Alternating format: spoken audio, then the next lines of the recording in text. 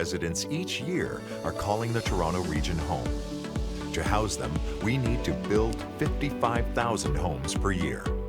For years, Toronto has consistently ranked as one of the world's most attractive cities for business investment. But recent factors should cause City Council to take a hard look at Toronto's competitiveness moving forward. Gridlock and capacity constraints are delaying the movement of goods and people. We need to build for today's demands as well as demands in the coming day. Urge your and mayoral candidates to champion our agenda for growth, better housing, better business, and better transportation. Visit BOT.com. Good evening, everyone. Could you kindly take your seats, please? Good evening. Welcome to the Toronto Region Board of Trade for our 2018 mayoral debate, hosted in partnership with the Globe and Mail. I'm Jan De Silva, the board's president and CEO. The board is one of the largest chambers of commerce in North America, advocating on behalf of our members for policies to enable Toronto's growth at home and on a global scale with our trade services arm, World Trade Center, Toronto. Our vision is to make Toronto one of the most competitive and sought-after business regions in the world. This starts with establishing a foundation for our businesses to access the talent, investment, and resources to grow their business, trade globally, and create jobs in the region. This election is our opportunity to examine how the city is working to lay this foundation. And our Agenda for Growth municipal campaign provides a roadmap on how we get there in the next council term. Housing affordability, building more transit, and fostering a competitive environment for business. Our members tell us these are the biggest challenges they face in focusing on their productivity and growth. And this is both in the city and increasingly on an integrated basis across the region, which just happens to be Canada's largest economic zone. There'll remain urgent priorities for Council in the foreseeable future. Tonight, we're focused on having a meaningful discourse about different ideas for our city and how these ideas are turned into action. This is to make sure you have the information you need to make an informed decision at the ballot box on October 22nd. We've partnered with the Globe to host this debate to provide a platform to hear from candidates directly on the issues. Before we begin, I'd like to thank the board's principal sponsors, the Globe and Mail, Rogers, Ted Rogers School of Management at Ryerson University, and Scotiabank, and our supporting sponsors for the debate, Build, CNE, and Freeman Audio Visual. A round of applause for our sponsors, please.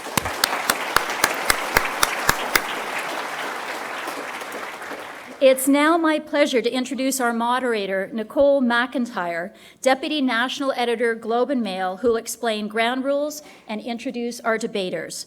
Prior to becoming Deputy National Editor, Nicole was the Globe's Toronto editor, directing all metro coverage on the paper's national desk and managing the Queen's Park Bureau. Please join me in a warm welcome for Nicole.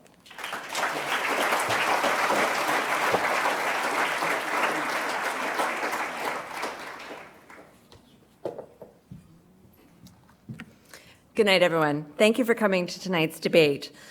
With less than 2 weeks until Election Day, I hope the debate tonight will give you more insight into which candidate best reflects your values and vision for the city. I'm going to welcome the candidates to the stage so then we can talk about the format and the rules of tonight. Please welcome our candidates.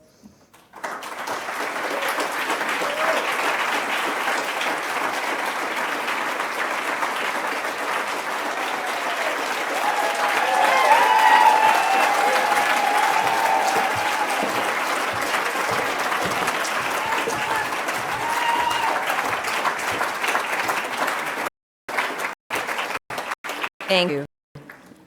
I will introduce everyone in a moment, but let me first talk to you a little bit about the format and the rules of tonight. We're going to divide the debate into 4 themes: leadership, housing, transportation, and business environment.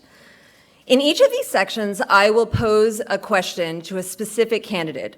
They will then have 1 minute to answer. I will then open the floor for 2 minutes of debate so everyone has a chance to share their position. We will also have video questions from Board of Trade members and Globe readers. We've allowed them to decide which candidate will receive their question. But again, I will then allow 2 minutes of open debate to ensure that everyone has a chance to share their opinion. We're also going to try 2 new things tonight. In each section, we will have a round of traditional Oxford debate, in which the candidates will be presented with a resolution, and then they will each have 1 minute to tell us if they are for or against that statement. We're then going to have a cross-examination round, in which I'm going to hand it over to the candidates, and they're going to ask another candidate a question. That person will then have a minute to answer. We'll have 1 minute closing remarks at the end, and we've opted not to have opening statements to allow as much time as possible for debate. I'll be keeping a close eye on the time and will only jump in as needed. When a candidate's time is up, I will ring this bell, if needed. Earlier, we held a draw with representatives from each of the candidates to decide their positions on the stage. Let me introduce your candidates tonight. On my far right, I have Saron Gebresellassi.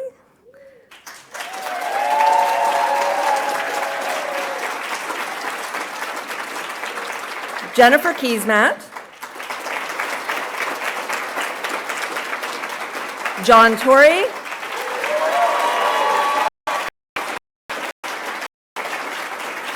and Sarah Climenhaga. Thank you for your applause. I'm going to ask going forward that you keep your applause to the minimum.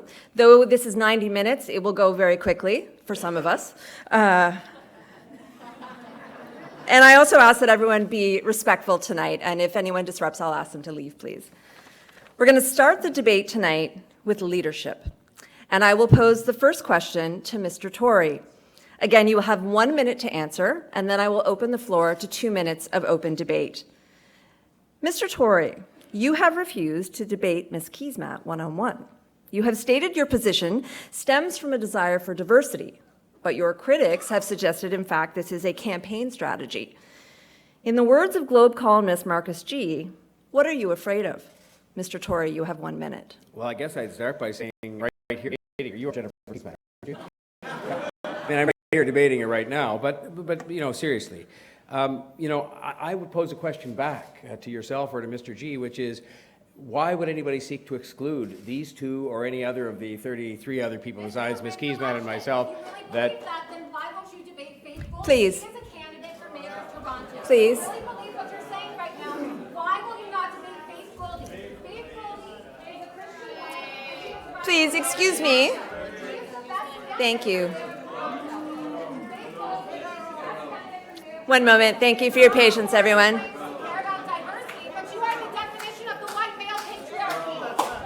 Thank you very much. If you can please...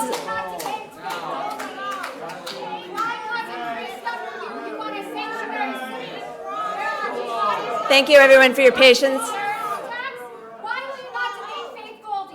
Why will you not debate Faith Goldie? Why are you so afraid of debating Faith Goldie? Excuse me, ma'am. We have an important debate we'd like... Excuse me, ma'am. Thank you. We've heard your point. We have heard your point. We're going to carry on with the debate night. Thank you very much. We have heard your point. We're going to carry on. Thank you. Now, the clock was running for quite a while. No, I'm sorry, Mr. Tory, you're out of time. No, I'm joking. Yes, of course. You can. We will carry on. They've paused the clock. Just okay. Let us have 1 minute. We'll have...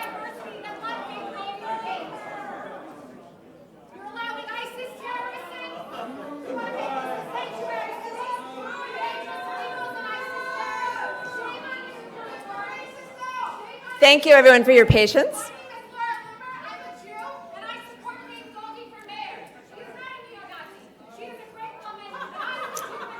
Okay, thank you, everyone. We're going to carry on. Mr. Tory, you were interrupted. I'm sorry about that. We're going to restart. You have 30 seconds to remain your answer. Actually, it was a lot more than that. Oh, I'm sorry. You know what? It was. She started talking about... Whoever's keeping the time clock, you know what? Let's I'll do it in restart. 30 seconds. I was just saying, why would you want to exclude these people, the people that are here with us tonight and others who've been participants in other debates? That's a question I would ask.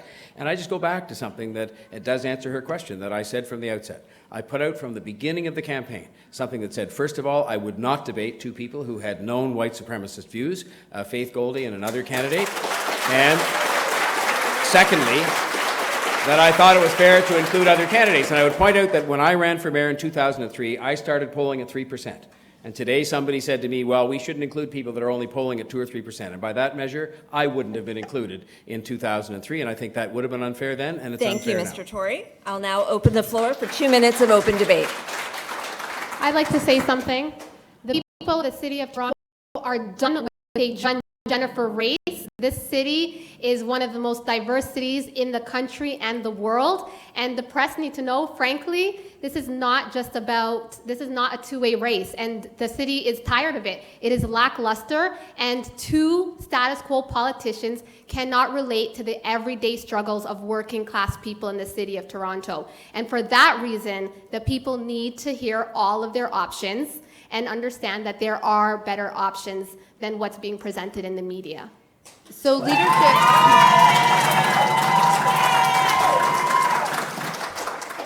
leadership is about keeping your commitments, and leadership is about ensuring that when you say you'll do something, that you do it. Mr. Tory promised to freeze transit fares, but instead the Metro Pass went up from $33 a month to $146 a month. He said he would make commute shorter, but times have gotten 30 minutes longer over the past 4 years. That's not real leadership. We need to seize opportunities in this city. Taking down the Gardiner Expressway and creating a brand new boulevard, that is about seizing an opportunity. Talk about making commute times longer. That'll be an all-time winner. But it doesn't make commute times longer. This is why we need to use the data and evidence that we have, an excellent plan that has been prepared and recommended. Closing 2 lanes of Yonge Street. There's another one that's really going to help commuters a lot. Can we get back to the question about the debate? I don't know how you figure that out. Looking to I the have forward no idea and how how you people really move in make this 2 city. less lanes on Yonge Street make for a faster commute. I have no idea how that works. So we'll talk about transportation, but just back to the debate question. I would just ask the media, is it better to have no debates than a debate that's not the way you want it? That's my question. It's bad for the people of Toronto to not have a large amount of debates that they can access and learn about their candidates. So I have to turn that question back to the media. Okay. Thank you, candidates. My second question is for Ms. Keesmaat. During your time as chief planner, you clashed at times with the mayor's office, some members of council, and your own staff. Your ability to work with others has been questioned. If you were elected mayor, how would you unite council to fulfill your mandate? One of the most important things a leader can do is put forward a clear vision and build collaboration around that vision. I would actually not accept the premise that I clashed with my own staff. In fact, we brought forward-looking recommendations to this city council, and 98% of the time, those recommendations were accepted by city council. Now, there's some big exceptions, and one of them I've already mentioned, which is the Gardiner Expressway. It was a really big exception. Planning staff and transportation staff had been working on that not for a year or 2 years, but for many, many years when Mr. Tory changed course. In fact, in 2013 in the election, he recommended for our grandchildren that we take it down. And instead, on the floor of council, he fought to rebuild 1950s infrastructure at the cost of an additional $500 million to the city. I would say that leadership is about standing up for a principled approach to city building. So I would say, Nicole, that I'm very happy about the fact that by a vote of 36-5, which is an 85% margin of City Council, the Gardiner Expressway option that is presently the one that we're proceeding forward with, which Ms. Keesmaat wants to change and go backwards to the way we were before and start the debates again, 36-5, the City Council approved the option that's there today. And it was much improved option. And I think what this really is about your ability to form partnerships to get things done. and you have to form partnerships with the city council. I'm proud of the fact that by 36-5, 85% of the councillors voted for the option that she wants to dismantle and start all the old debates over again. And this is indicative of what you need to focus on in running the city government, which is partnerships with the other governments. You can't be at war with the other governments on Monday and then on Tuesday phone them up and say, oh, I just need some help from you on transit or housing or mental health. It doesn't work that way. It doesn't work that way in life and in your own businesses. And so I would just say it's not going to work that way. That approach doesn't work, nor does revisiting history and starting all the old debates, just like you want to do on transit as well. John, the debate was 24-21. On the first vote. Exactly, and that was the most important vote. That was the vote. And then that was the most important vote. And then, Ms. Keesmaat, what did I do? I sat down with those who were opposed to the particular model of the government that was on the table and worked with them to come up with a better solution. And you know, it brought many members of council on side. You know what the vote was the second time. 36-5. $500 million to rebuild an expressway. This is 1950s You have spent that so many times over in this campaign. You can only get it once. $500 million matters in this city. 12 acres of land. 12 acres of land that we're throwing away. You were so much for no debate between the two of us, Madam There's Moderator. a conversation and you are losing. Yeah, it's great, but you know what? You were a part of fashioning that second solution that was put to a vote of 36-5, and I remember in the National Post, they said you were high-fiving your staff after the vote carried by 36-5, and you've done good work on that, and I commend you for that. That's the end of our open debate. Thank you. I'll now ask everyone to turn their attention to the screen for a submitted question. Again, we have allowed board members or Globe readers to decide who they are going to pose their question to. They'll have 1 minute to answer, and then I will open the floor again for open debate. If you turn your attention to the screen. Mayor Doug Ford has shown that he'll interfere in Toronto politics. Most recently, he cut council nearly in half, right in the middle of our election. He's also said that he will do something with Ontario Place and potentially privatize our transit system. So my question is for you, Mr. Tory. How will you show leadership and stand up to Mr. Ford the next time he plans to interfere in Toronto's politics? Thank you for the question. I couldn't see your name because it wasn't on this screen here in front of us originally, but I appreciate the question. And I will just say this. When the time came in the past, I mean, partnerships mean that you have good days and you have bad days, and that you stand up on the bad days and speak up for the City of Toronto. And when you took note of the fact that I had quite a dispute with Premier Kathleen Wynne about the road tolls, when she initially told us we could bring them forward to raise money for transit, and then frankly, pushed us at the end of the piece and said we couldn't. What happened to working together? I think I get a minute to answer the question. Sorry, the clock's not running. Okay, so Yes, well, sorry, that's even better. The clock's not running. It wasn't clear. So I'm happy to finish with 10 seconds to go. So the partnerships are all about that. And indeed, I've learned enough on this job to know that you have to work with both the federal and provincial governments to move the interests of Toronto forward. And that means you do stand up for Toronto, as I've proven I will do. And you know, I stood up, we went to court, we did all kinds of things to try and stop I would Ms. Gebresellassi, like to correct Mr. that. Tory still has the floor. Okay. Okay. Thank you. We went to court and I brought in the best lawyers I could find to give us advice with respect to how we made the case as to why what Mr. Ford was doing on process was absolutely wrong. It was wrong that the people of Toronto were not consulted. People made a joke of the fact that I suggested a referendum. What's wrong with a referendum? What would have been wrong? How much better would things be if we had a referendum and a full campaign preceding it to inform people and had a vote at the end of the day as to what the people thought about that? I would like to respond. I'd like to, just to clarify the record, Mr. Tory was not a leader in challenging Doug Ford in Bill 5. In fact, it was community lawyers that were the first out of the gate, I being among them, to bring a legal challenge and win. And it is well known that Mr. Tory was aware of Doug Ford's plans to invoke Bill 5 before it was enacted. And this city deserves leadership and a mayor that will stand up for its city. We see bold leadership in other cities like Atlanta, where mayors are standing up to bullies like Doug Ford. And Mr. Tory, do not take credit for work you did not do. That work, that legal challenge was brought forth by myself and other lawyers out of the gate, and you jumped on the bandwagon after. Ms.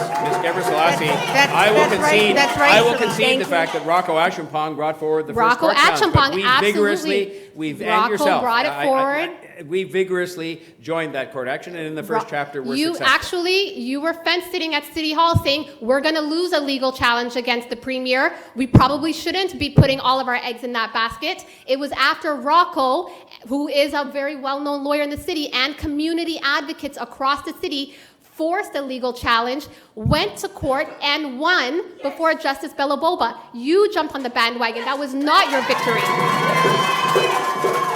Thank you. I'm going to ask you again to please hold your applause. The upshot here is that standing up for the City of Toronto is not a part-time job. When Doug Ford told you about his intention to cut the size of council, you choked. You didn't do anything about it. And what we see right now is interference happened in our elections precisely because you were ineffective in standing up for the city, and you need to be held accountable for that. And the question of how we deal with a premier like this who is intent on having it his own way, there is a reality there that he has said he will go overtake us. So it's for all of Toronto to decide, how will we respond? We need to do what we can do so that we're not overridden by a premier who doesn't want our best interests. Thank And that you don't burn all the bridges that are necessary to get things done with the Thank very you, same Mr. government. Tory. The open And debate you is now don't done. backdoor caucus with Thank Doug you. Ford. The debate is now done. We're now going to move to a round of Oxford debate. Again, candidates will be presented with a resolution, a statement that they must declare if they are for or against. Candidates, this is an opportunity to express your position. It is not an opportunity to attack your opponent. Their name should not be mentioned in your answer. You will have 1 minute to answer. This is the statement to be debated. Toronto would be better served by a strong mayor system that bestows additional powers to the mayor, including the right to propose the budget or override council decisions. I will start the discussion with Ms. Gebresellassi. I'd like to start off by saying, as mayor, I would only accept the average Toronto salary that is equivalent to what the average Torontonian earns. I am in favor of stronger powers. We have a premier who thinks he can operate like a king from Queen's Park and run Toronto from Queen's Park. And so I, as mayor, will be a forceful, unapologetic advocate for the people of the city of Toronto and stand up to Doug Ford, which Mr. Tory was not able to do.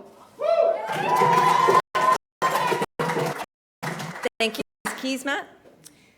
It's an important question, and I would argue that the City of Toronto needs a strong mayor, full stop.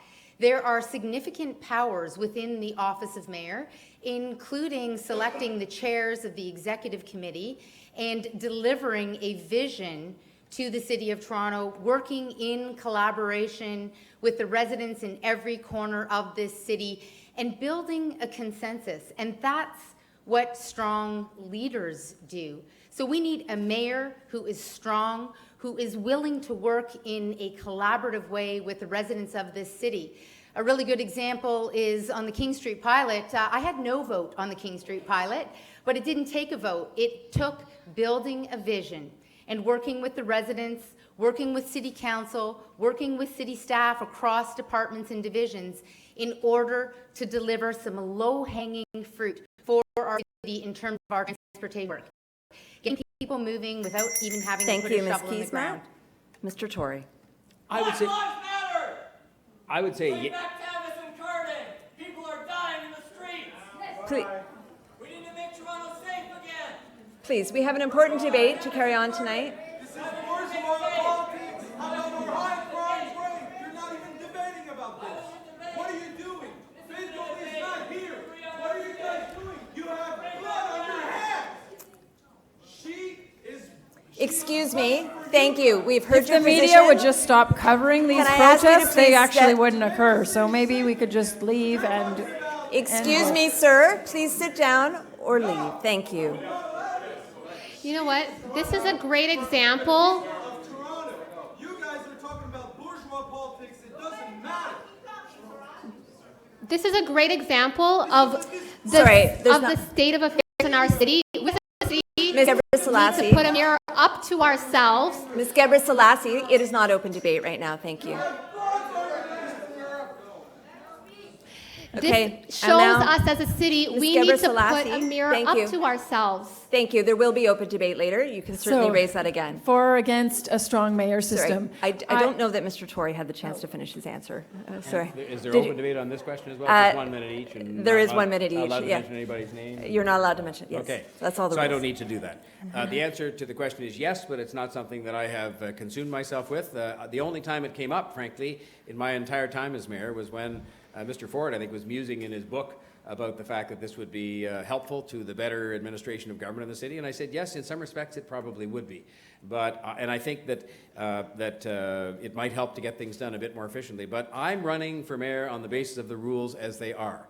And the rules are as they are. And I will just say, I think you can get a lot more done in collaborating with the City Council. You can get a lot more done in collaborating with the city officials, or as much done. You can get a great strength out of the partnerships you forge with the other governments, and that's something that isn't a one-day-a-week thing. It's every day of every week to make sure you get the most that you can from them for housing and for transit and for mental health and a host of other things.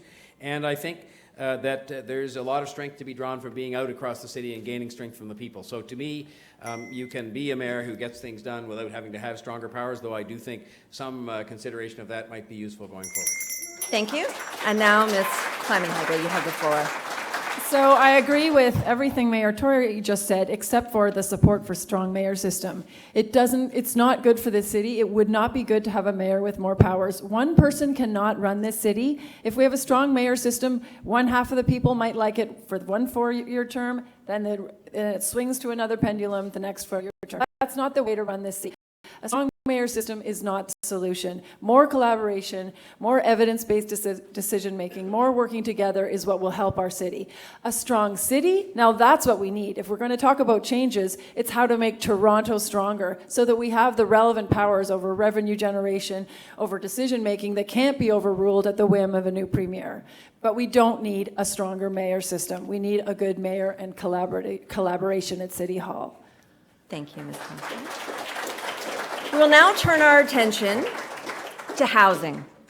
My first question is for Ms. Gebresellassi. 42% of young professionals surveyed by the Board of Trade said they were likely to leave the region because of the high cost of housing.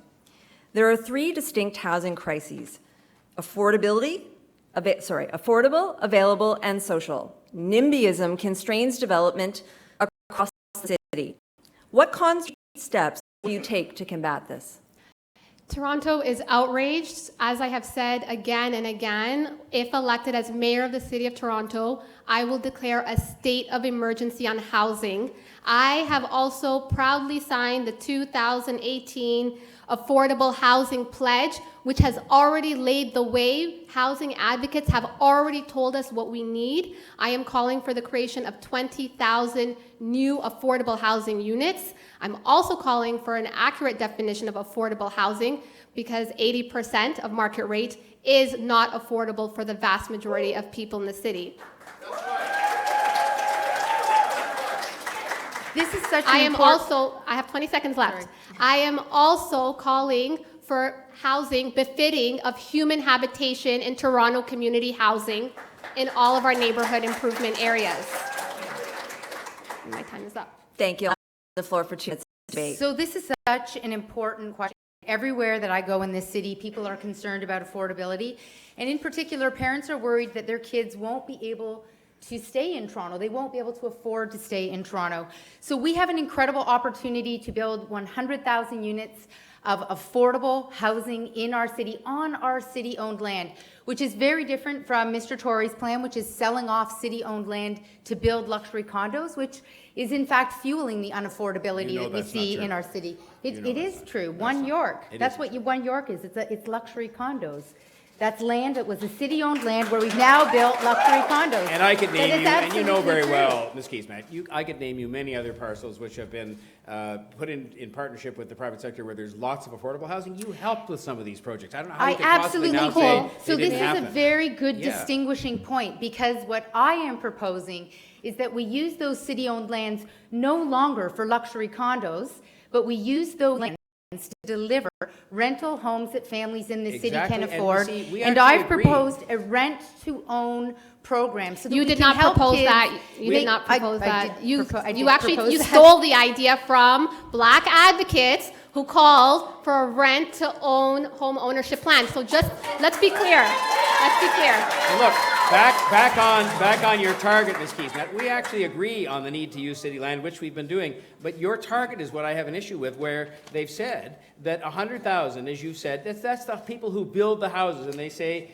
doomed to fail and unrealistic. That's what they say, Absolutely not me. That's what they say. That is untrue. You can reference an ambiguous they, but my plan has people been who build the developed by houses. looking specifically at the 8,000 parcels of land. It's actually a conservative estimate.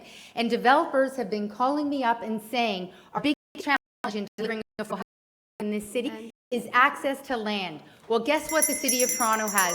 Thank you. We have land. We can use that land. Thank you, Ms. Keesmaat. Unrealistic. We're going to move on to our next question. It's to Ms. Climenhaga. Toronto City Council has been repeatedly warned that the city will face a budget crisis in the near future if it does not find additional revenue streams or focusing on delivering fewer services. How will you address this situation? Well, I think that report is one of the most important pieces of information that have come out in the past 6 months. We need to absolutely address this fact. We can't live in a fairy tale world where we can do it all without raising taxes. So I am willing to, if we have to, we all need to. Toronto has the lowest property tax in all of Ontario. We need to look at this as a possible option to pay for all the investments that our city needs. There are other revenue generating tools available to us if we don't want to look at property taxes. And we've had KG prepare reports that talk about those tools. We seem to be unwilling to take that step. We're a huge, wealthy city. It is completely unacceptable that there are homeless people sleeping outside the financial district towers at King and Bay. It's completely unacceptable that there are homeless people sleeping outside of City Hall. These problems are not good for the homeless people, they're not good for the wealthy, they're not good for the middle class. We need to spend money and invest in our city to keep it a great place to live for all of us.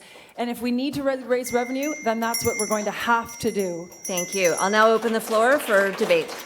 Well, I'm so glad that Sarah raised that. I have proposed in my campaign platform a progressive tax, which is a tax on the 0.001%, those who've done absolutely the best in our hot real estate market, people who own homes that are worth more than $4 million, to contribute back to affordable home ownership in our city. This is in stark contrast to the approach that's been taken around holding the line on taxes. This is about recognizing that some people in our city have done exceptionally well, and there's an opportunity to ensure that the next generation has access to home ownership, just like a previous generation I would just did. wish you good luck. Thank you for saying that I will hold the line on taxes, because then I get to say it again. I will keep property and commercial tax increases to at or below the rate of inflation for another 4 years. So But we you are see, facing on service cuts, your everybody. change- Just know that on we your are change that you facing want to make, service you'd have to cuts. go up to Queen's Park and ask for permission, and good luck. If you're in a state of constant warfare with that government, good luck going and getting the legislative changes. That's why you need partnerships at Queen's Park. But may I just say that each and every year, when we kept tax increases, commercial and property tax increases, to the rate of inflation under my leadership, we had surpluses each year, record investments in the TTC, record investments in housing, record investments in new childcare, record investments in many areas of civic government. You don't have to have big tax increases to fulfill big projects. You don't have to do it. We've proven it.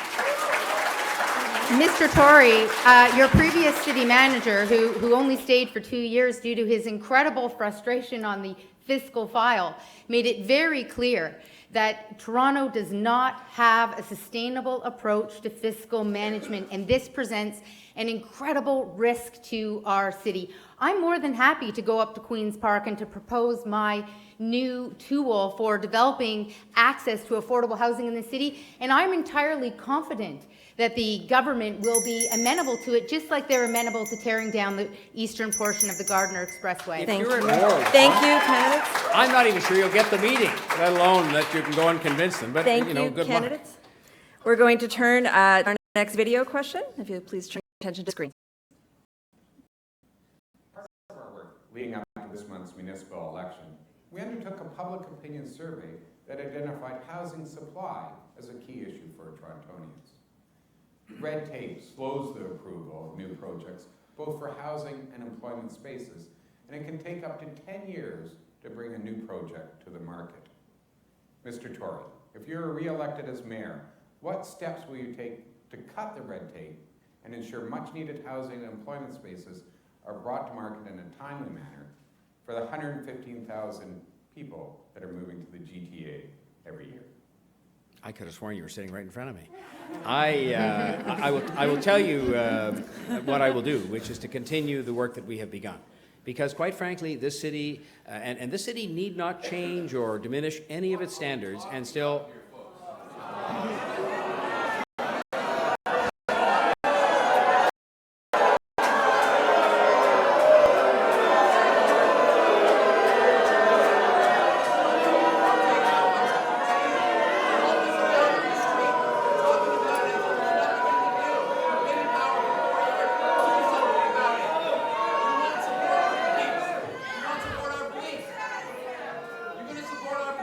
Thank you, everyone, for your patience. We'll just be one moment. We'll resume the debate.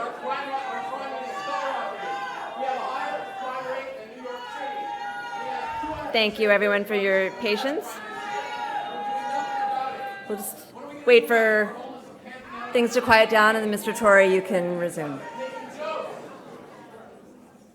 Thank you, everyone. Mr. Tory. So,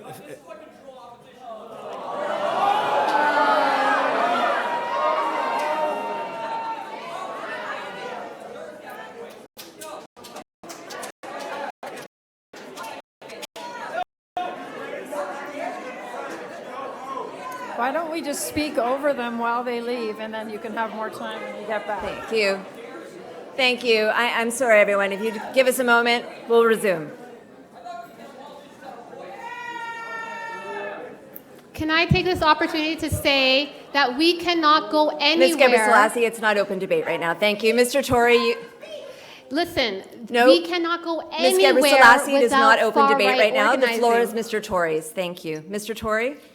So we have to complete the work that we've begun, and after a lot of foot dragging, quite frankly, the planning department began an end-to-end review of its own process. It is not acceptable. We don't have to diminish our standards or sacrifice anything, but it is not acceptable that we take, in many cases, twice as long to approve projects as other cities do that have complex projects just like us, and they have growth pressures just like us. And so I think we have to do better. The end review that was finally put in place to take a look at this process from top to bottom is something that we will finish, and we'll get its report. We've begun to have meetings across the table where all the department heads are sitting across from representatives of the development industry, so they can't say it's the one guy that's missing or the one person that's missing that lies at fault. And I've also begun meetings in my office where I have meetings every quarter to look at the projects, and those that are running way behind where they should be by any reasonable standard, we want to know why. And I think between those things, we should be able to make significant progress on getting approvals more expeditiously. Thank you, Mr. Tory. The floor is now open. So the zoning changes that are required, we can't blame staff for red tape. The tone is set by the leaders, by the mayor, and by the city councillors. And these same city councillors are the ones who are fighting the zoning changes that we need. I've been to city hall meetings where a developer is making an application to split one single family home into two. And you'd think we're burning the city down.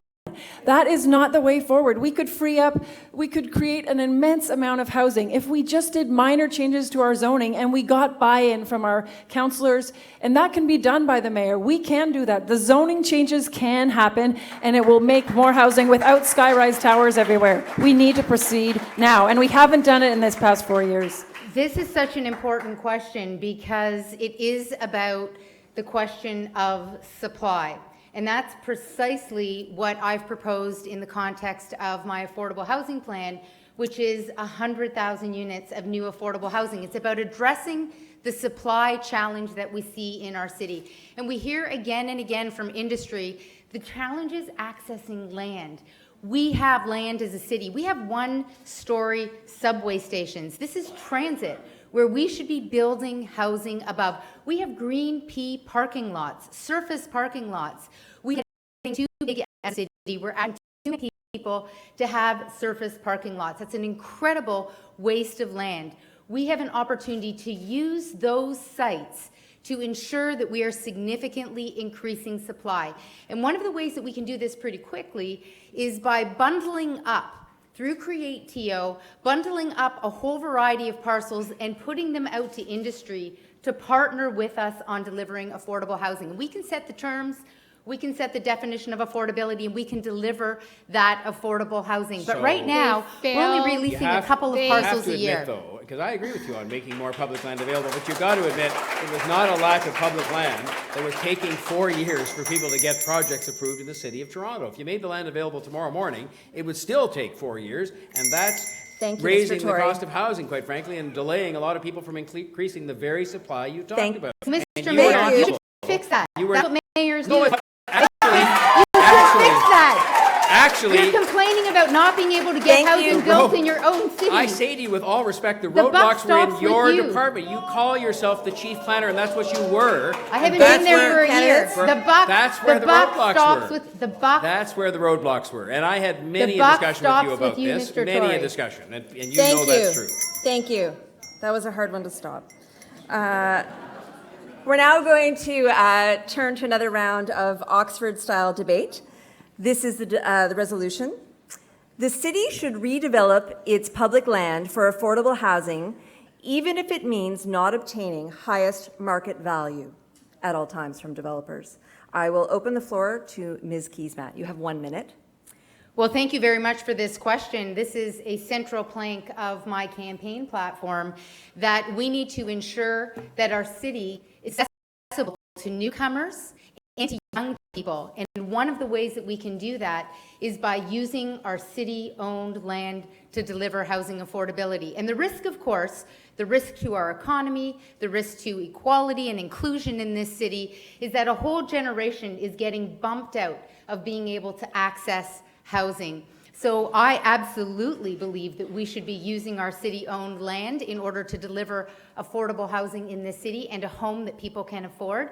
And importantly, the rent-to-own program is about helping families make the leap from renting to home ownership. And there's a couple of ways that that happens. One is that your rental payment is a contribution towards your mortgage.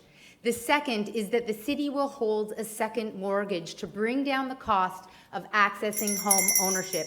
This could transform access to housing in our city. Thank you, Ms. Keesmaat. Mr. Tory, you have the floor for 1 minute. I forget what the question was, but I can be definitive in what I want to say, which is that we absolutely should not at all times rely on highest and best use or highest available price to be received by the city when it comes to land that should be put up for affordable housing. And in fact, the competitions that we have today take into account, yes, the financial deal that involves that land, but also how much affordable housing, on what terms, and many, many other things. But I think that we're going to have to move in all the different kinds of land that Ms. Keesmaat referred to. We're going to have to move to put more of that land into, make it available, and we've been doing that. 18 pieces of land, I think, in the last couple of years, and it's been successful for the first time since 2009 in this city meeting its affordable housing targets. And I think we're going to have to do more of that. That's why I've set a realistic target that the city staff and others have validated of 40,000 units over 12 years. That's where it came from our own staff and consulted with industry experts. But the bottom line is no, we cannot hope to get the highest possible price for land. We're going to make sure it's available for affordable housing. Thank you, Mr. Tory. Now, Ms. Climenhaga. Agreed. No, we should not expect the highest market value for land when we need housing. However, this is public land. It's valuable. And so we can only be giving it away and incentivizing it if we are making sure it is going to the public. It is going to be affordable. We can't just give this away to private developers. It has to either have ironclad inclusionary zoning where 25% of the units are going to be genuinely affordable, not market rate affordable. Or we need to look at making sure this land goes to institutional investors for rentals, because we need rental housing in this city. Or it goes to municipal land trusts or co-ops. These are the things that we can do with our public land. Just giving it away at a lower market value to someone who's going to create luxury condos is not the answer. That public land is valuable and we need to rent it appropriately. Thank you. And now, Ms. Gebresellassi. I've said it before and I will say it again. Two status quo politicians will not deliver on housing. Both Jennifer and John failed on the Housing Opportunities Toronto plan, promised 10,000 units, did not deliver even half of those units. So working class people cannot trust and give another chance to either Jennifer or John. Under my leadership, with the state of emergency declared, I will make housing the #1 priority, and I will deliver. Having also grown up in Toronto community housing, I will actually address the backlog of repairs and actually ensure that we have housing befitting of human habitation. Thank you. I'm seeing some pained looks from candidates who would love some open debate. We don't have open debate after this portion, but I'll remind you that later in the evening you will have the chance to ask another candidate a question. You will have 1-minute closing remarks, so there will be more opportunities. We are now going to move to transportation. My first question is for Ms. Keesmaat. As chief planner, you advanced the city's network plan. Over the years, we've seen plans proposed, canceled, repeatedly reopened for debate. What will you do to ensure this plan gets built? Thank you very much. This is such an important question because we've had this incredible challenge in seeing plans that are drawn up on the back of a napkin. They get started, they stop, or as in the case of Smart Track, they vanish. We determine that they're not really a plan at all. What we need to do in this city is have a network plan that is a long-term plan. And that's what I've proposed. It's a 30-year plan that is about filling all the gaps in the system. It's very much based on the Paris model, which is continuously building transit. So we don't stop. We don't lose that expertise because we stop building midway through our planning exercise. We have a plan that we know responds to key criteria, supporting our neighborhood improvement areas, building economic development, and we deliver that plan by building subways, building LRT, and prioritizing the #1 priority in this city, which is delivering the relief line 3 years earlier.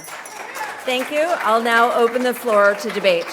Well, I'll put in front of you, ladies and gentlemen, the fact that we have a plan. Ms. Keesmaat just used the words, we have a plan, and indeed we do. It was a plan drawn up by city staff with her help, and I'll give her credit for that. And then it was approved by the city council by an overwhelming vote. And then we went to the other governments and we secured $9 billion in financing for that very plan, and that they agreed to finance on the basis of the plan as drawn and approved by the city council.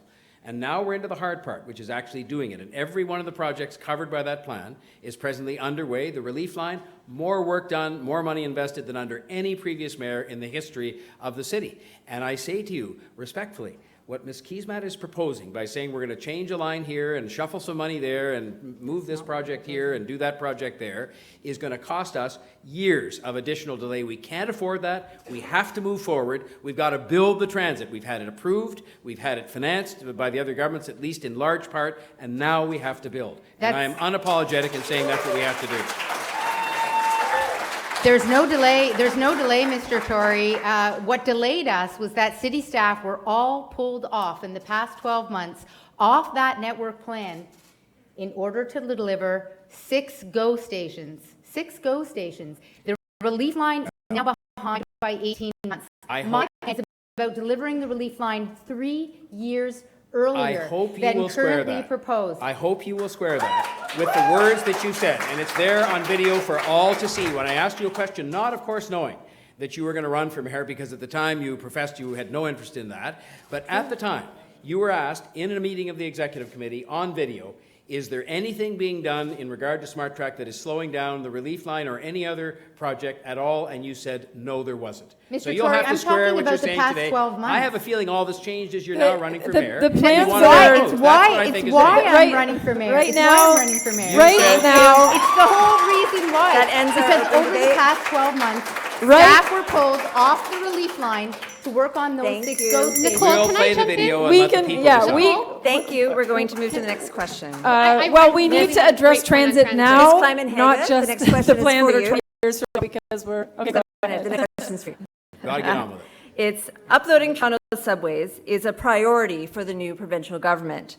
What conditions would you lead council to demand from the province before supporting this move? You have 1 minute. It has to be public. It can't hive off the best parts of our subway. The operating fares have to go to Toronto. Toronto has to be involved every step of the way. Taking control away from the local government to the provincial is not going to make transit better. The subway is crucial to the success of Toronto, and we need to make sure it is kept in excellent hands. We need to work on transit today, though. We need to improve what we have today. The subway is one part of our system, but we need to improve surface transit, and we can do that now. We don't have to wait 20 years or 5 years, 10 years, 15 years, 20 years. We can improve surface transit now, and that's what people want. They hear about these plans. They see how crowded their transit ride is every day. Let's look at what we can do now. Thank you. I'll now open the floor for debate. Well, these are excellent points by Sarah. We absolutely need to ensure that transit stays public. The risk, of course, is that we see a situation where the province tries to skim the cream, take the profitable parts of the system, like the King streetcar or the subway line, which currently provide a cross-subsidization to ensure that we have bus service in every corner of the city. The risk, of course, is that if we skim that cream and separate out the system, that it won't function as an integrated network. The reason our transit system has always been effective from an operational perspective has been that you can move from the bus to the subway to the streetcar, and very soon you'll be able to move onto the LRT with one fare. And the risk, of course, is if that starts to get parsed up and there's a part of the system that's operating for profit. So making it public is essential.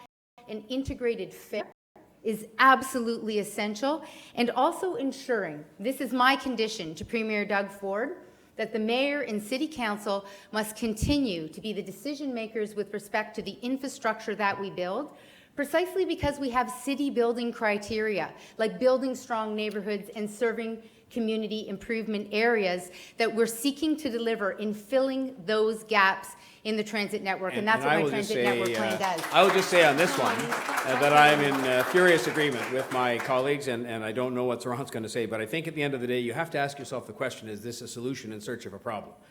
Because at the end of the day, we have an integrated transit system. It is working. It's not perfect. It's far from perfect. It needs lots of additional investment and service problems. We've had How dare you silence your political opponents? This is not Soviet Russia. This is Canada. I am a Canadian. I know what they're doing.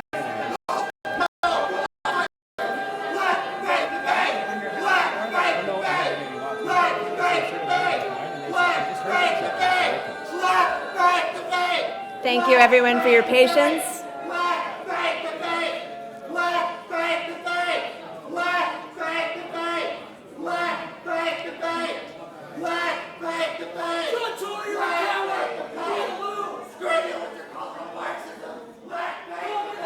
Thank you, everyone, for your patience.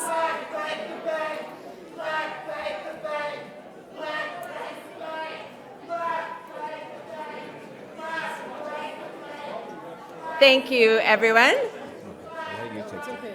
I already started. All right. Thank you, everyone. Saron, We have a precious 14 seconds left on that open debate. Saron, All right. please. The CBC's Lauren Pelly tweeted out today, Edmonton City Council is contemplating free transit. I am proud to announce that tomorrow I will be meeting with the head of transportation in Estonia, which has a successful free transit system in the entire jurisdiction. Vote for free transit. Toronto will. Thank you. Thank you. Toronto will become the first metropolis to enact free transit, and I will pay for it through unlocking revenue sources revealed by the Centre for Policy Alternatives, including closing wasteful corporate tax loopholes. Thank you. We're going to now turn.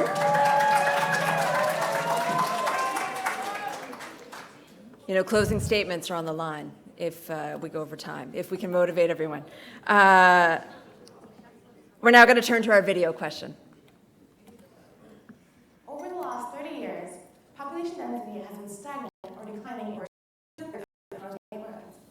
Many of these neighborhoods have rapid transit stations worth billions of dollars, yet the city has not increased housing capacity nearby. Jennifer Keesmaat, as mayor, to ensure value for money, would you link rapid transit to increased density? Ms. Keesmaat. Thank you very much for the question. Absolutely. That's the opportunity of the land that we own along transportation corridors. There's many stations in the city where we own land. Either we own surface parking lots or we own the actual station location.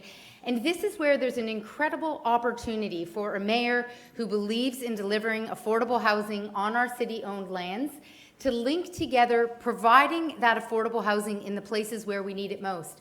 One of the things that we've seen in our housing market is the land closest to transit and the housing closest to transit has become the most expensive. So what's happened is people who have more of an affordability challenge have been pushed farther and farther out and are experiencing longer and longer commutes. So the opportunity that we face right now as a city is to take all of those lands and to build mid-rise. In some areas it might be more intensification, but building out new buildings. And we can also integrate into those sites other community services and amenities like affordable daycare. The floor is now open. Well, I would just say, without taking issue of any of that, we have no choice but to move much more ambitiously to... He visited mosques that come from the hatred and killing of Jews. John Tory, how are you going to call Facebook and neo-Nazi away from everything when you visit mosques that preach hatred of Jews?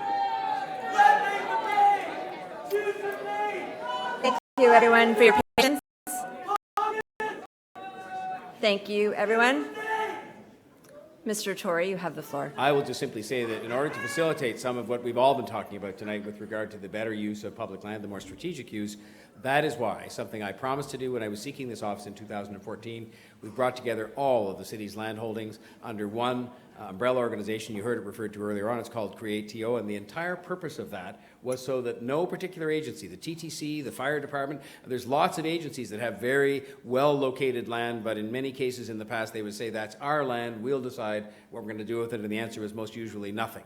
And so we now have the land all brought together under one umbrella, and the challenge is going to be for us to make sure that what that organization does is exactly what has been discussed up here, which is making as much of it as possible available, especially the land that is transit-oriented, close to transit, for affordable housing, because that's the best place that we're going to locate those kinds of mixed use and mixed income. It's not a challenge, Mr. Tory. A mayor can set that mandate for Create-TO.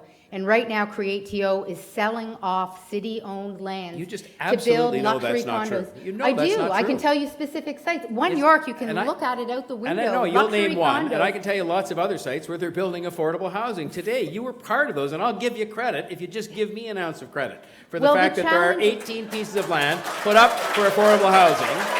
And now, you see, you're suddenly down on all of this because you're running for mayor, whereas when you were at the city, you were taking as much credit as you could get, and that's fine with me. I don't care who gets the credit. I just want to get the housing built, and you just made this stuff up since you became a candidate. I have not made this stuff up. I have not made this up. That is not true. There are sites all over this city that are currently being sold for luxury It's condos. just not true. And what I'm talking about here is fundamentally different from what you're proposing and what Create-TO No, is it's doing not. today. It is. Thank you. What I'm saying is let's use all of those lands for affordable housing. That's completely different Thank you, from what's Ms. happening Keesmaat. today. It's completely different. Thank you. We'll now move to our next round of Oxford debate. The statement to be debated. The eastern portion of the Gardiner Expressway is a critical piece of infrastructure for the movement of goods in this city. Mr. Tory, you have the first statement. I agree. And that's why, after painstaking discussion, when we had a close vote at the City Council, and it was close, and what did? I did what I think was the best thing to do, to sit down with those who were opposed, to sit down with city staff, including Ms. Keesmaat and many others, and we found a way to improve it, to free up more city land nearby the waterfront, to move the Gardiner Expressway up next to the railroad corridor. And the reason for that was because I felt, and I think obviously 36 members of City Council felt along with me, that that was going to be a better way to move goods and services and cars around the outside of the downtown on a ring road kind of configuration, opposed to dumping all of those cars into the downtown core and creating God knows what kind of chaos that's going to create in terms of traffic in the downtown core. And so I think that is going to be a good investment. I think it is a proper investment. We made it much better, and 85% of the city councillors voted for it, including some of those who'd been very rabidly opposed to the original proposal. So I didn't just take a win at 24 to 21. I went back to say, can we make it better together? And that's what we did. Thank you. Ms. Climenhaga? Absolutely disagree. The Gardner is not critical. In fact, it's something we are saddling future generations with. And cities around the world are taking down elevated expressways. Why are we moving backwards in time? It's a fortune to do this hybrid. It's not a good solution. And traffic chaos, I learned this in basic urban transport geography university. It doesn't result when you take away highways. In fact, people make different decisions, especially when you provide them with good transit options, with a great boulevard, with human transportation options that are safe and affordable. So we don't need the Gardner. Our tax dollars should not be going towards rebuilding an antiquated piece of infrastructure. Let's move into the future, please. Ms. Gebresellassi. You know, it goes to show, I hear from John Tory, we can't pay for free transit, but we can invest in a multi-billion-dollar project that is wasteful, that has been demonstrated to be wasteful. The future of the city is in accessible transit for everyone. And that is exactly what I will do under my leadership. So no more saying we can't pay for transit, we can't afford it. It's about political will and political courage and being ahead of the curve.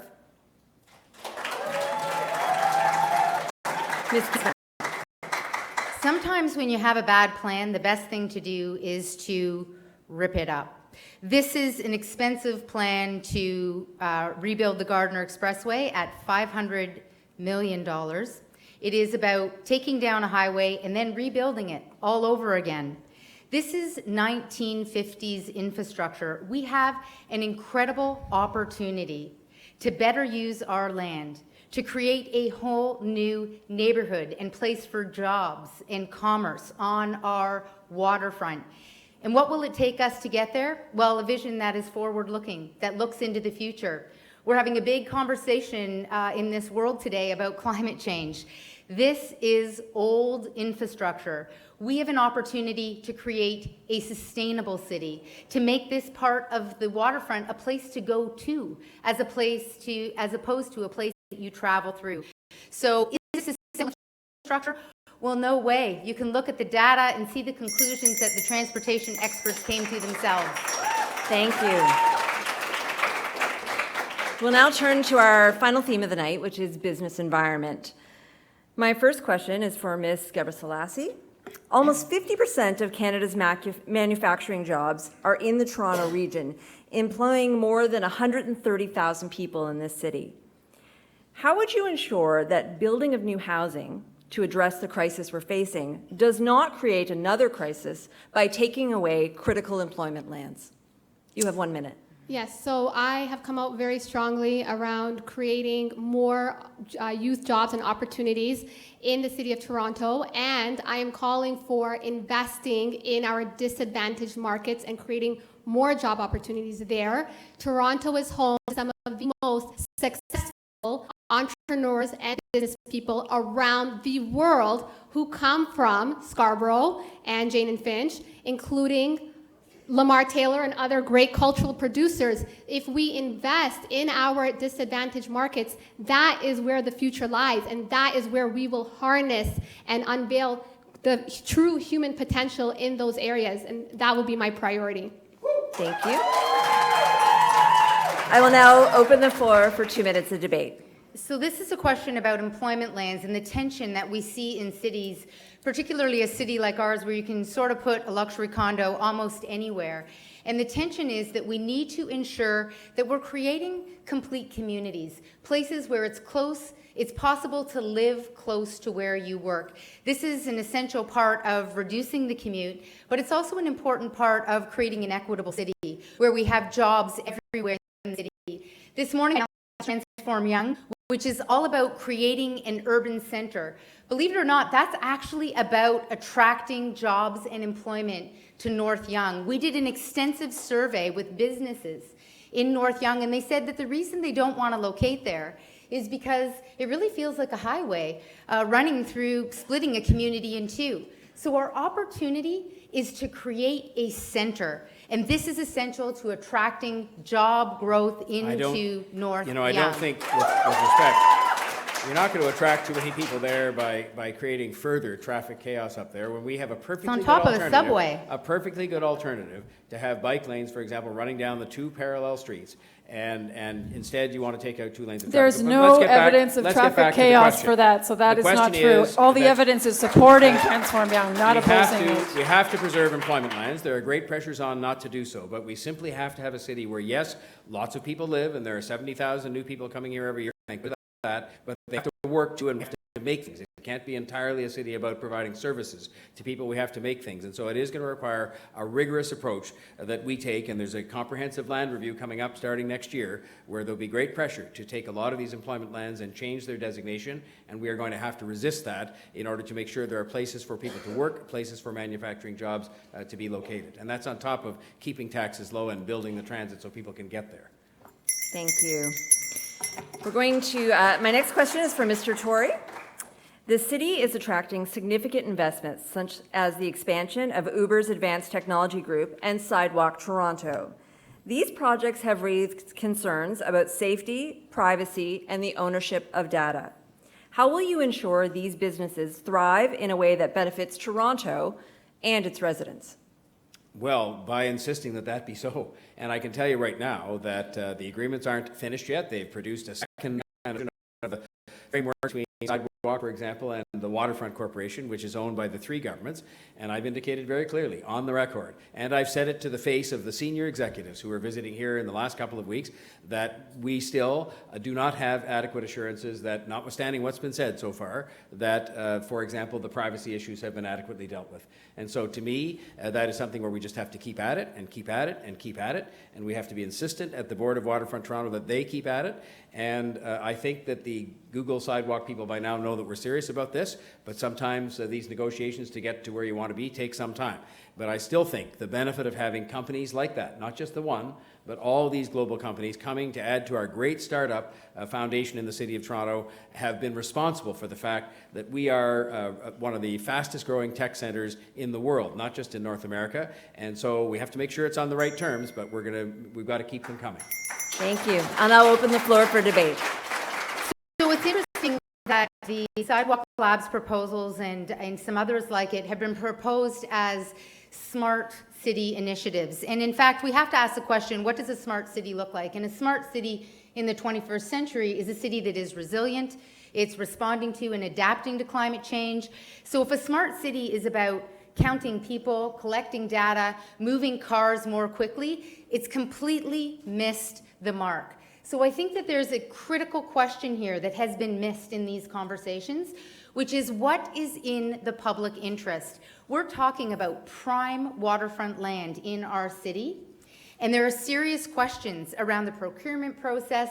There are serious questions about data collection and privacy, and we need to ensure that we have the leadership that is out in front of these questions. It feels right now like the tail is wagging the dog.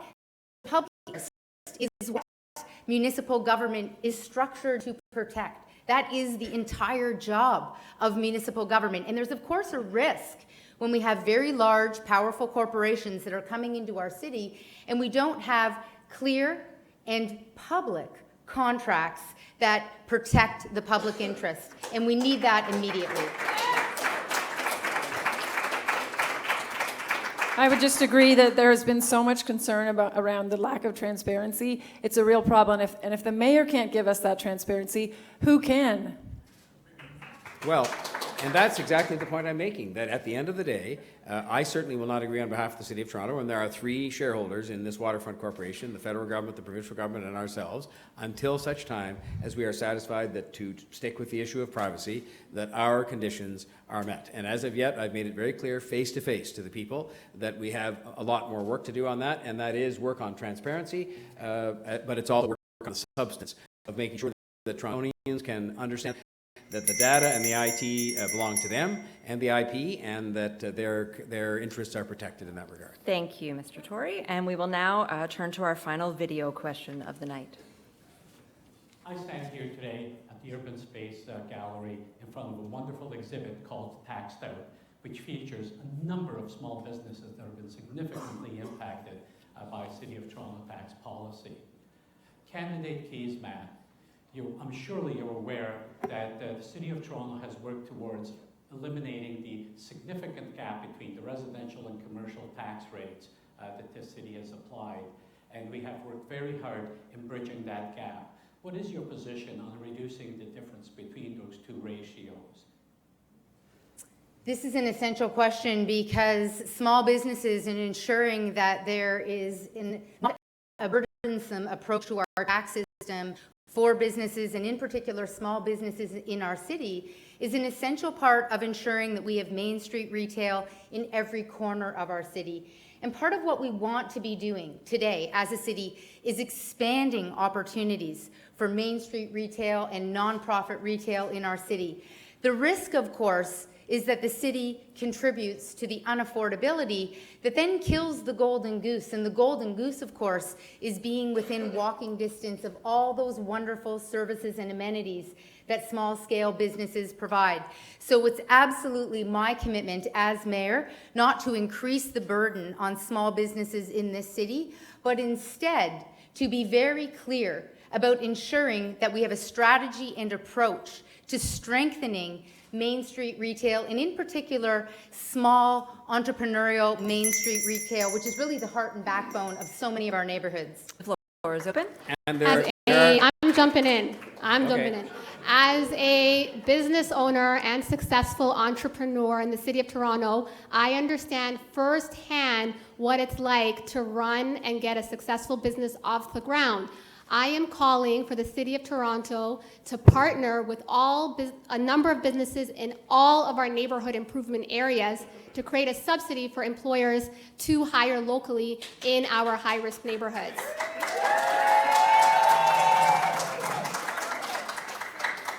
I would say we have a good start on that with respect to some of the major public sector projects which are now doing just that, the most recent example being the Woodbine redevelopment, which is going to have substantial numbers of new jobs for Rexdale. But coming back to what we need to do for a business, there are some very specific things, and it starts with keeping tax increases low. You know, property and commercial tax increases, if they're kept to the rate of inflation, can be one of the best things we can do to make sure those businesses don't face a dramatically increased tax bill at our hands. And secondly, change the assessment system. The assessment system presently assumes, in most cases, that every single piece of property on every single one of the streets on that retail that was talked about earlier is going to be turned into a condo tower. We know it isn't, and we know it can't be, and it shouldn't be. And we've asked the province to create which is why these partnerships with them are important. So there's 30 seconds left, and I'm just going to jump in. And finally, moving forward, business taxes are not low, but residential taxes are very low, and that's why we have this big spending gap. This taxed out, I went to that exhibit. We are in trouble in the next 4 years. The local businesses are already going out of business. We can't keep talking about this. We have to address that tax issue that small businesses have. They are a benefit to our city. We need to be investing in them, not sucking the blood out of their enterprise. Mr. Tory, I'm glad that you mentioned the Woodbine community benefits agreements. It's so unfortunate that Citizen Active Community Benefits Network had to fight for 10 years in order to get that in place. My plan is to make community benefits when I was agreements. The mayor. So if they fought for 10 years, I'm sorry about that too. So 4 it happened years. when I was the mayor. So but 4 the bottom years line is, under, 4 just years like under your watch. just like kids traveling free on the TTC, just like For a 4 low-income fare years pass, under your just watch, they like had to community fight benefits, for it 4 happened years. while I was the mayor. It should have happened in the first Thank you, 6 candidates. months. It happened while I was the mayor. Candidates. I'm sorry it took all those years before I was the mayor. Thank you, I'm Mr. sorry. Tory. We'll now have our final Oxford debate. This is the statement to be debated. City Council has effectively balanced financial priorities to ensure the city's fiscal sustainability. Ms. Climenhaga, you have the floor. No, we haven't effectively balanced that. And I went through the budget process this last winter, and the amount of energy that community groups had to go to beg for school nutrition not be cut, to beg for funding for community centers, to beg for all this funding that's part of making our city livable, that's part of making our city have a high quality of life no matter how much money you make. And that has been a fight, and that should not be a fight. That should be automatic that we invest in our city. And we can't invest in our city if we don't have the money to invest. And if we're setting arbitrary taxation limits that aren't done after we know what our genuine spending needs are, we aren't going to do what we need. We're going to have to cut services. And we know that from the city financial manager report. We know that that's the truth. So no, we are not doing a good enough job, and we need to do better in the next 4 years. Thank you. Ms. Gebresellassi? I am calling for equitable redistribution of resources within the city budget. The city is the 13th wealthiest city in the world, but yet somehow we are still the poverty capital of our country. So under my leadership, I will redistribute resources equitably and repurpose the Toronto Police budget to be directed to youth employment opportunities in creating a municipal jobs guarantee.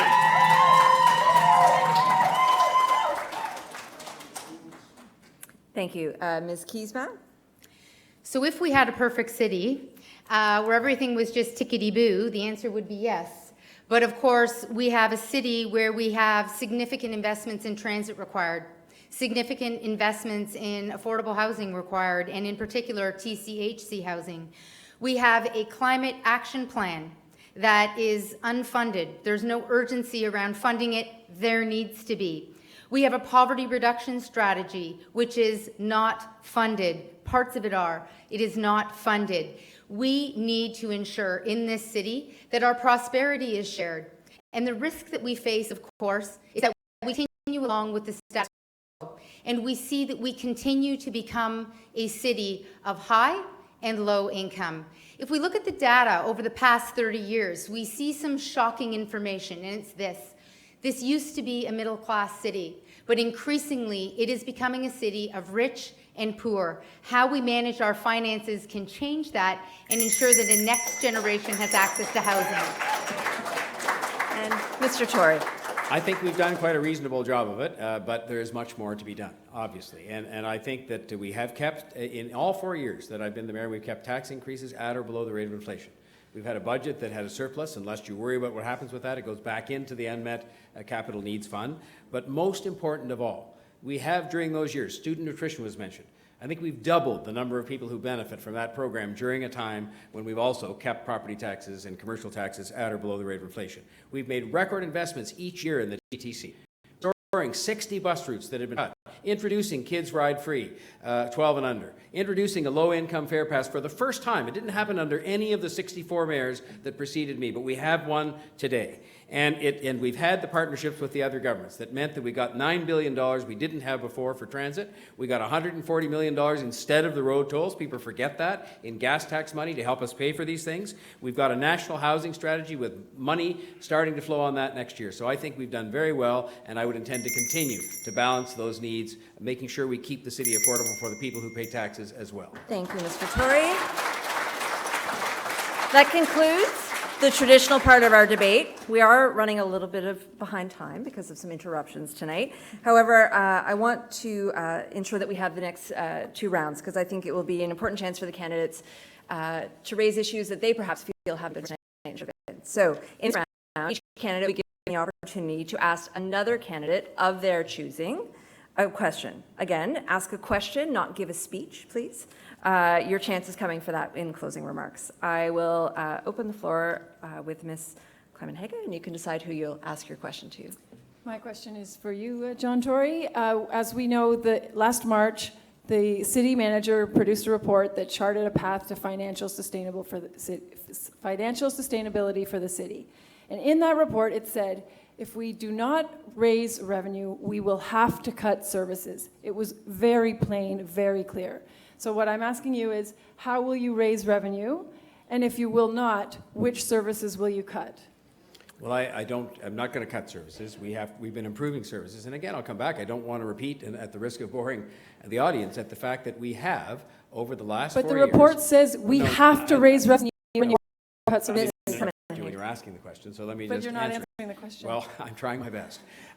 We had at or below the rate of inflation tax increases. We had lots of new help from the other governments of this country, both federally, and there's much more to come from the federal government with regard to the housing strategy.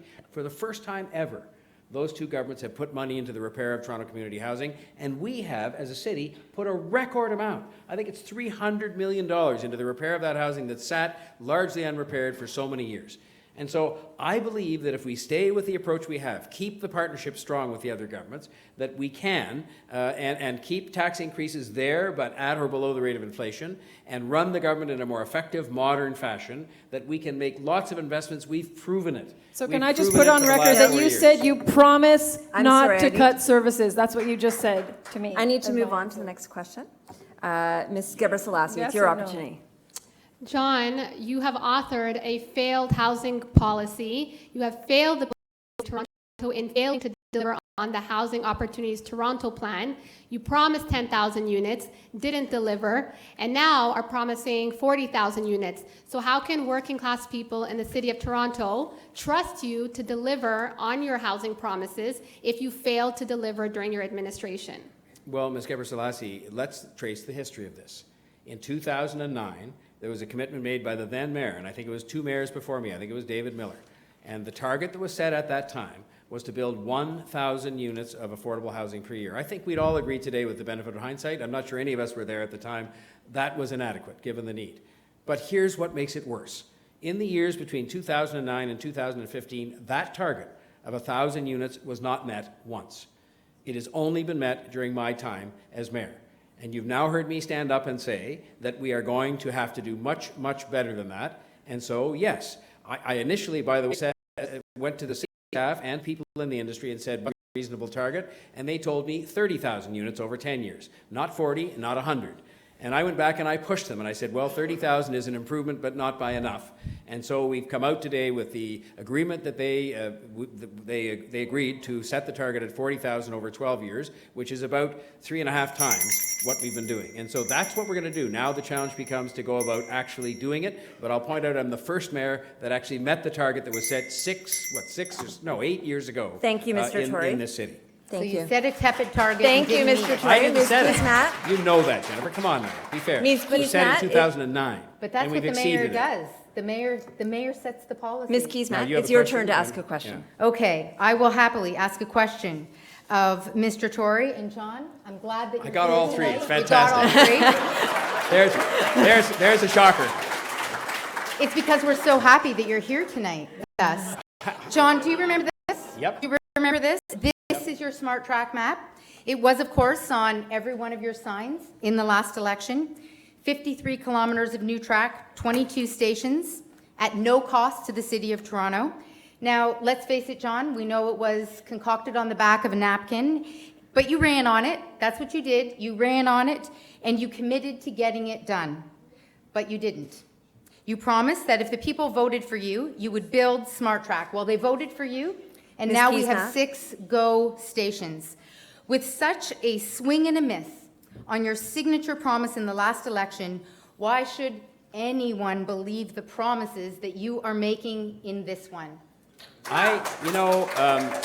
You acted quite surprised the other day when I held up, when you said that I think provincial government was going to go and put a flower on the grave of Smart Track. And I held up a document signed that day by the government of Ontario approving 6 new Smart Track stations.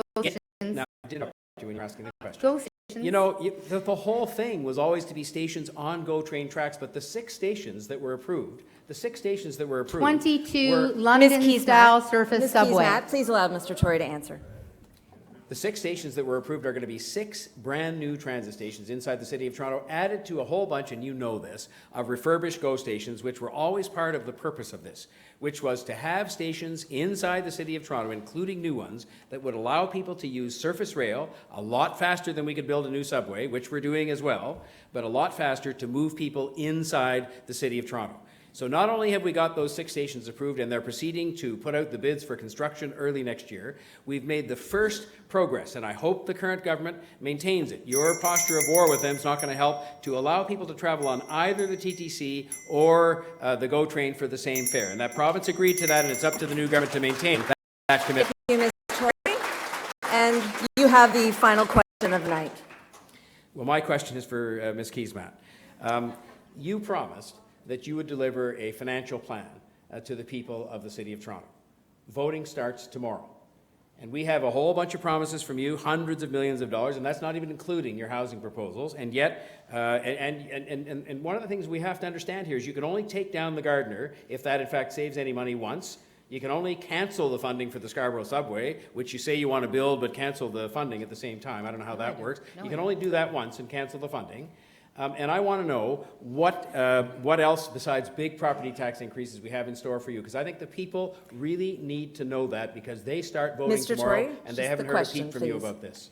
Well, they have heard a peep from me, and it's not true that my plans call for large expenditures. Take my affordable housing plan. It is about using an asset we already have, which is city-owned land. Those one-story subway stations, those green pea lots. There isn't a capital outlay. Our outlay is our land. That's how we will deliver those 100,000 units of affordable housing. My plan doesn't have big capital expenditures. Now, you're right, the Gardiner, rebuilding it in your plan, has a big expenditure of $500 million. My plan is less than that by $500 million. What I've said about the Scarborough subway is important because the Premier has made it clear that he will upload the capital building of our subway infrastructure. And I have said, yes, Mr. Premier, I will accept that offer on the condition that we keep transit public. What I have said about paying for my plan is with respect to rent for own. And what I have proposed is a property tax on the wealthiest in Toronto to ensure a next generation has access to housing. Thank you, Ms. Keesmaat. And now we've come to closing statements. I will start with Ms. Gebresellassi. You have 1 minute. John Tory brings a lot of money to the table for a lot of privileged people.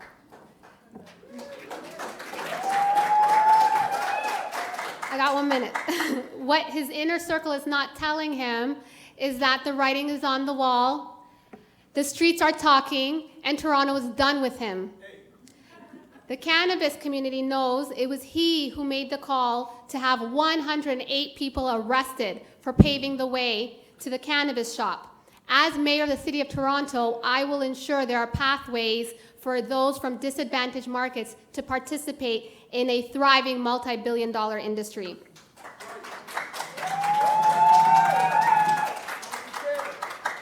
The only way forward for prosperity is to harness the human potential of those from disadvantaged markets. The right to housing is our future, the right to transit is our future, the right to employment is our future, and two rich politicians will not deliver.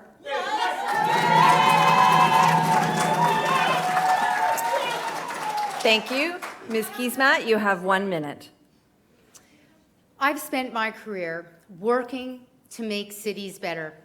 After graduating from York University's planning school, I founded an urban planning company that I started as a small startup and today employs more than 600 people across the country. As an entrepreneur, I learned that to lead people, you first have to show them that you have a vision for what it is that you want to build. That's what's missing at City Hall, a vision that matches the ambition of the people who make this city so special. That's why I've made proposals like tearing down the Gardiner East to replace it with a beautiful Grand Boulevard, saving hundreds of millions of dollars that we can reinvest into a world-class transit system. And that's why I've proposed rent to own, to help our kids make the leap from renting to home ownership. I'm offering a vision for a better Toronto that works for everyone. Thank you. Mr. Tory, you have 1 minute. It has been a privilege to serve as Mayor of Toronto these past 4 years.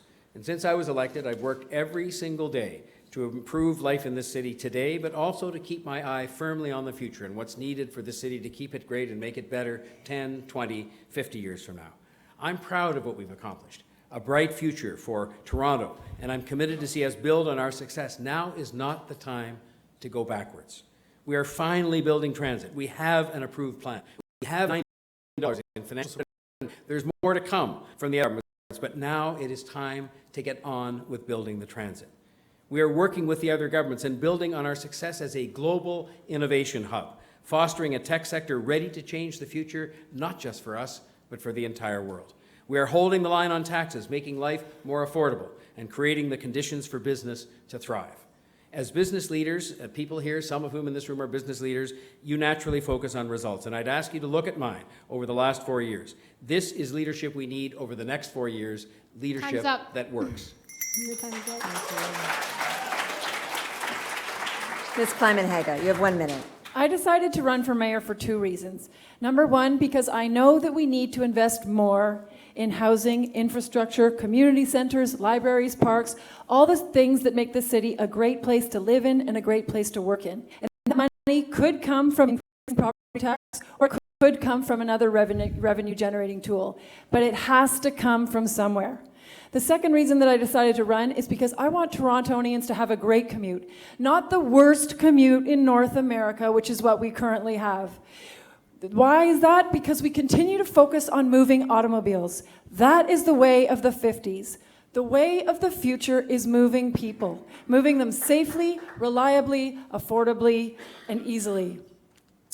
It's time for us all to ask, are we ready to embrace a new direction in Toronto? I know that I am. Thank you. Thank you, candidates. Thank you, everyone, for coming to tonight's debate. Thank you, candidates. And now I'll turn the floor back to Jen.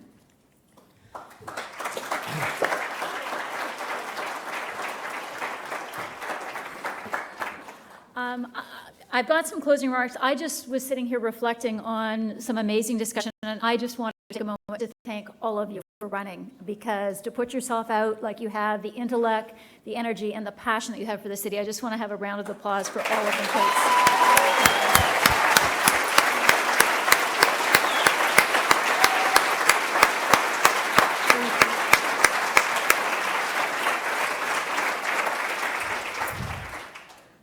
I'm going to just close it from here. I want to say thank you, Nicole. Boy, you need a drink, my friend. You did a great job. Excellent job. I want to say thanks once again to the board's principal sponsors, the Globe and Mail, Rogers, Ted Rogers School of Management at Ryerson University, and Scotiabank, as well as Build, CNE, and Freeman Audiovisual. Thank you so much for making this possible. A round of applause for them as well, please.